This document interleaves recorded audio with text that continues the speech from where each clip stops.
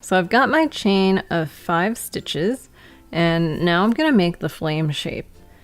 And what I'm about to show you is basically how people make an oval, but we're modifying some of the stitches so that the flame looks less like an oval and more like that traditional look of a flame that has more pointy ends.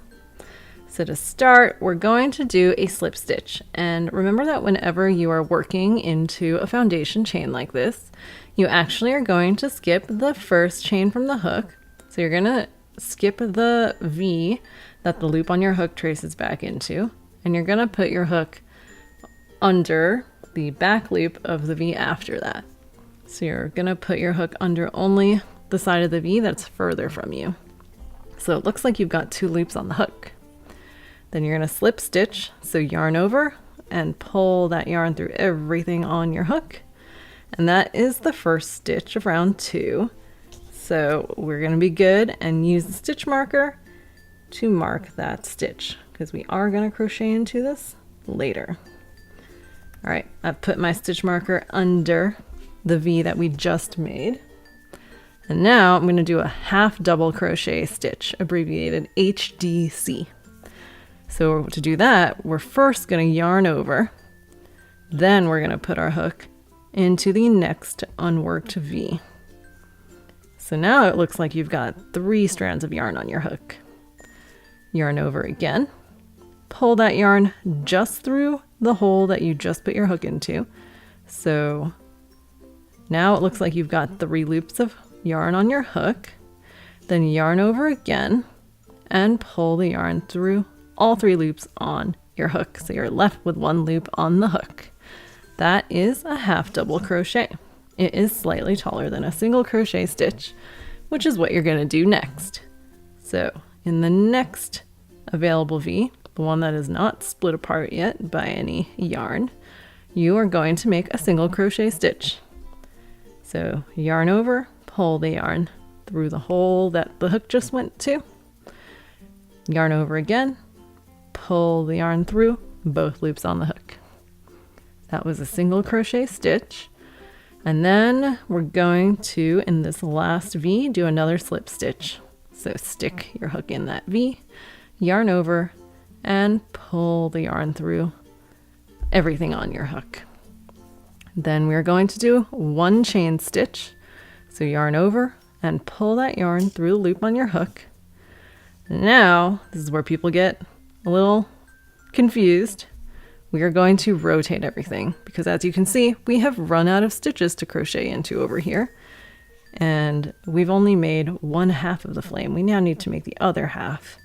So take a look how I've got my stitch mark by my stitch marker over here, and I'm just going to literally rotate or spin this piece.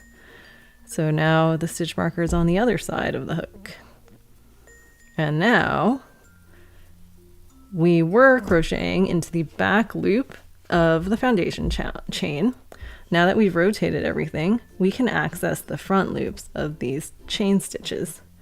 So all these little diagonals are the remaining front loops of the foundation chain.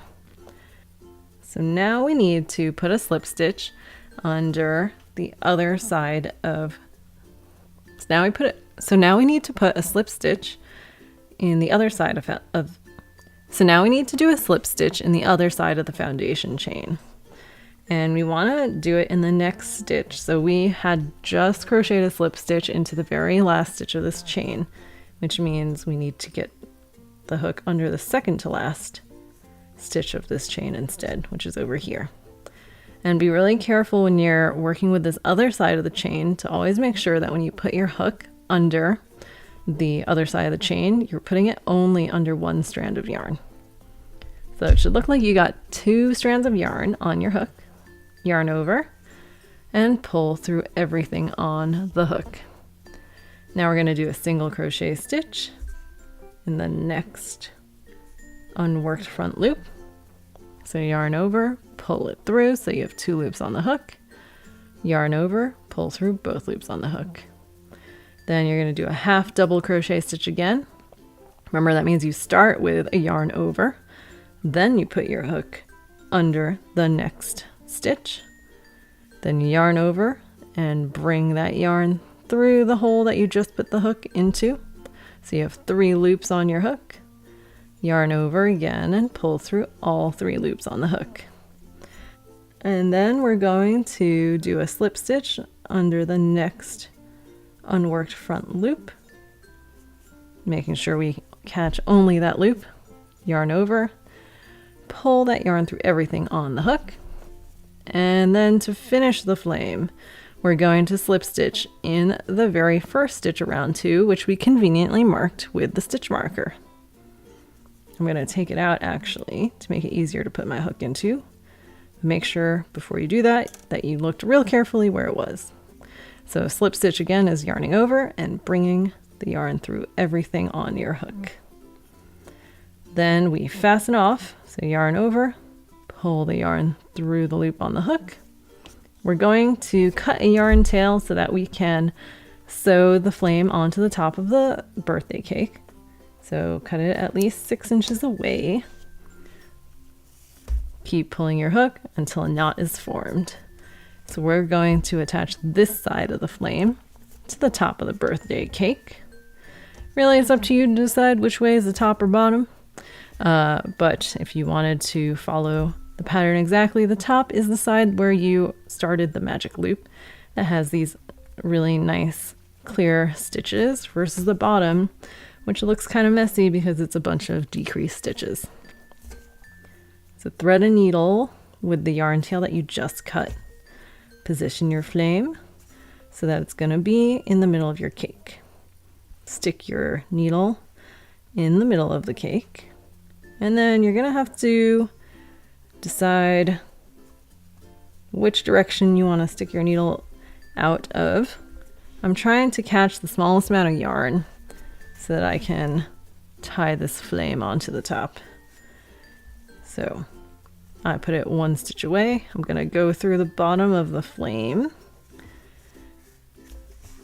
and then pull the needle pull the needle through the exact same spots of the birthday cake a few more times to make sure this flame stays.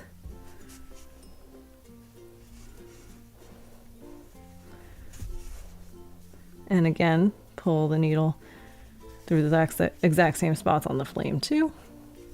And it actually feels pretty secure already, so I'll just stop there.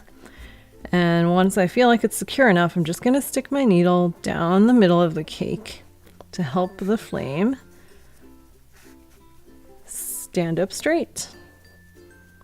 Ta-da!